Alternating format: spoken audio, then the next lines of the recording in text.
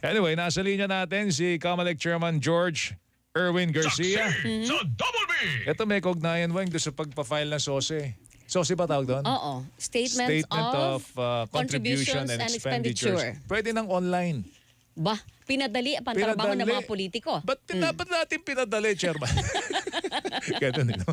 Kasi daw ang dami hindi nagpa-file. Ang dami hindi nagpa-file. Si Chairman George Garcia nasa ating linya. Chairman, magandang umaga. Si Joel Suweng po ito. Good morning po, Chairman. Magandang umaga po, Sir Joel, Ma'am Weng. Sa mga kababayan po natin, magandang umaga po sa inyong lahat. Eto nga, pinagtitripan namin ni Weng. Bakit daw pinadali niyo yung buhay ng mga politiko sa pagpa-file ng kanilang SOSE? With this, tawag dito, online na, no, Chairman? Opo, tawag natin dito, suri. Suri. Ating pong siyasating, unawain, resolbahin at ipanagot. Yan po. Kaya tinawag Suri. natin Project Suri po yan. Kaano-ano ni Siri ito? Ito po yung more address Sir Joel, Ma'am Weng, sa ating po mga kababayan at maaaring maging maayos at maging mabilis ang pagsasubmit ng ating mga kandidato. Pero para sa mga kababayan natin ito, para sa mas malawak na transparency.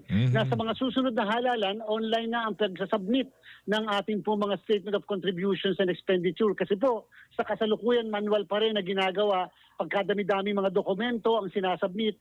Dito po, meron po kaming may program na po tayo sa pakikipagtulungan ng UNDP, United Nations Development Program. Kasama na rin po ang embahada at gobyerno ng Japan na nagpondo po nito, kaya po tayo nagkaroon ng ganitong klase na sistema ngayon. Alam niyo po, magiging maganda nito, Sir Joel, Ma'am Weng, meron po itong analytics. Anong ibig sabihin ng analytics?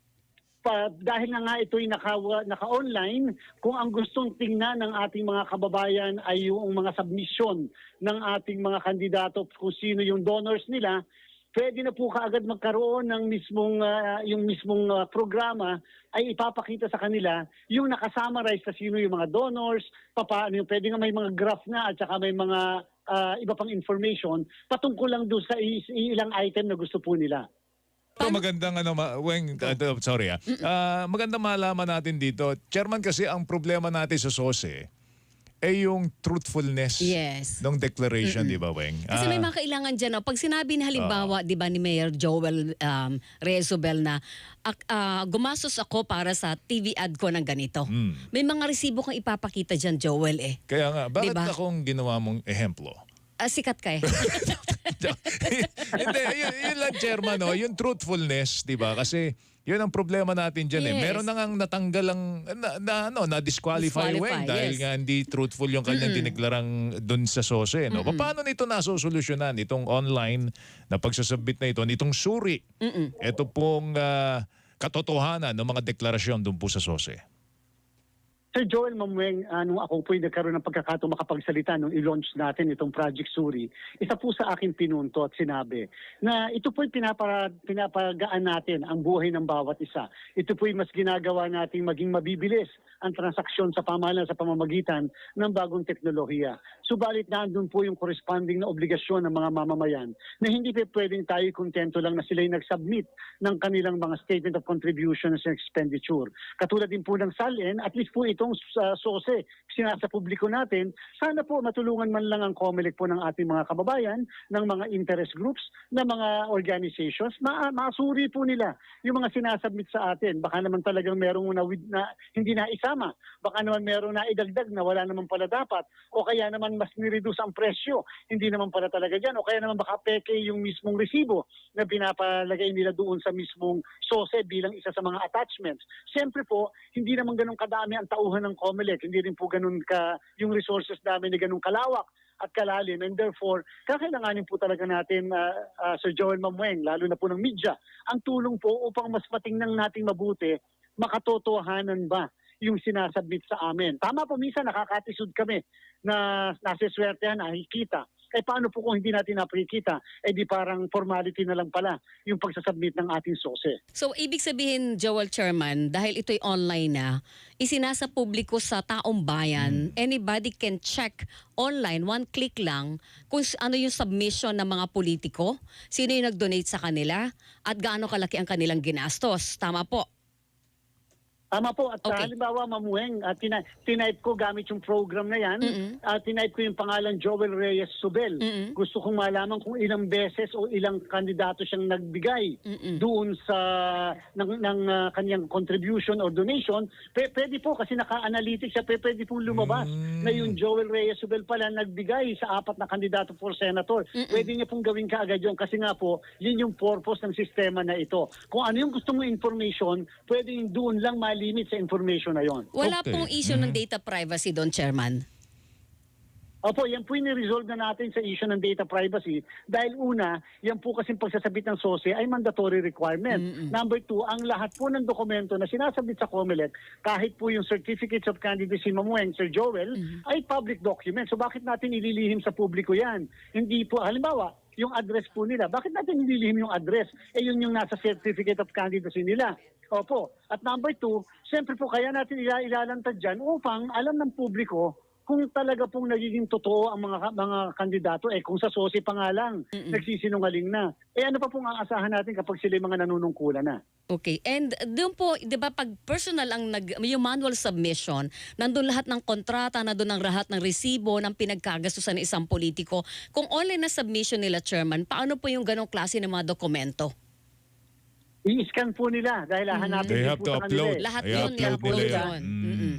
Po, hindi naman namin sinasabi na hindi na magsasabit ng manual dahil siyempre meron po tayong mga kababayan talaga pong sobrang challenge when it comes to connectivity. So pwede naman po ang hard copy pa rin and therefore kami na lang po ang mag-upload sa ating pong website. Pero hanggat maaari, yun namang iba na siyempre, kaya sasadyain mo pa naman ng Manila para lang ikaw ay mag-submit o kaya yung opisina ng local COMELEC para i-submit mo, di hamak po talaga ngayon, napakagaan sa transaksyon, kahit nga online banking, kahit nga sa pagbabayad ng mga bills natin, na tayo po'y naka-internet at tayo po'y may mga ganyang klaseng sistema. Okay. Ito lang, Chairman. So, somebody has to initiate. Kumbaga, halimbawa, titignan ko yung sinabit na SOSE nitong mayor na ito. Titignan natin yung nanalo o yung natalo. Titignan natin ganyan. So pagka wala nag-initiate, pagpapalagay na lang po ng COMELEC na tama yung dineklara doon, may di ba? presumption of regularity. May presumption of regularity na.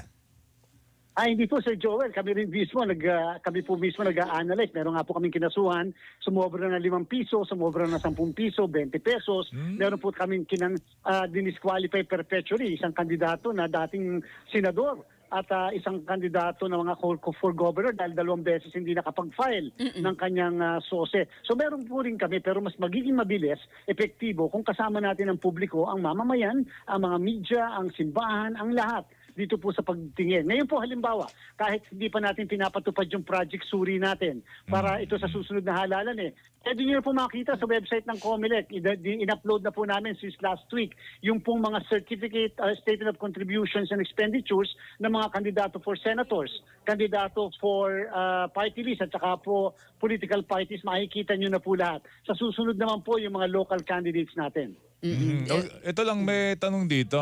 Lahat ba ng mga nanalo nung nakaraang eleksyon at yung mga natalo na rin, Weng? Oo. Nakapag-sumiti na ba Obligasyon nakapag-sumiti na ho ba ng SOSE? May deadline ba kayo dyan? Tapos na deadline, di ba, Chairman? Tapos na po. Nung June 12 po tayo natapos, hindi po tayo nag-extend. Mas magandang kapag pinanindigan natin na ito yung date, dapat yan yung date ng tapos ng pagpa-file. At yung pong mga nanalo, natalo, at kahit nag-withdraw after the start ng campaign period, dapat mag-submit ng kanilang SOSE. Ito po hindi para sa mga nanalo lang. Kahit natalo, dapat nagsasubmit po sila. So ilan po yung hindi nakapag-submit? Sa senador po, 66 po ang ating pong kandidato, 61 na nakapag-submit. Sa party list naman po, 155 ang ating party list, 142 ang nag-submit. At 25 naman po na political parties na nasyonal ang nag-file ng kanilang mga SOSE. So meron kayong hahabulin, Chairman, na mga hindi nag-file. At saka habulin din namin yung mga nag-file. Pero na lahat alam po- natin na hindi naman makatotohanan. Pero lahat po ng nanalo, nakapag-file po. So wala tayong hindi pa uupuin dahil lang sa SOSE. Mukha po namang nanalo, yung mga nanalo nakapag-file lahat, at Ayun. least for senators, ng kanila po mga SOSE on time. Ang tanong ko lang, Chairman, ganito. Paano natin malalaman kung yung final na SOSE online ay hindi gawa ni ChatGPT? Yeah. Hindi na AI. Huwag po sila mag-alala sapagkat yan po lahat na isasabit nila ay under oath.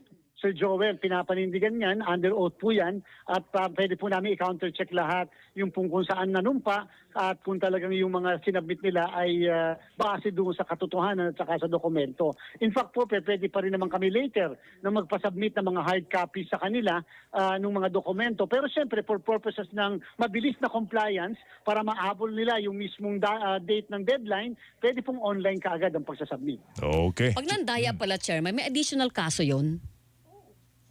Ay, perjury po yan. At saka po Perjury. violation of Tama. social law. Oo, And naman. therefore, yan po yung kasong kriminal. Dalawang Ayun. beses po, dalawang kasong kriminal po yan. Okay. Public document yun. Correct, oo. Sige. Chairman, salamat sa oras Sir, mo. thank Mag-ingat you. ka. Good morning. Thank you, ah.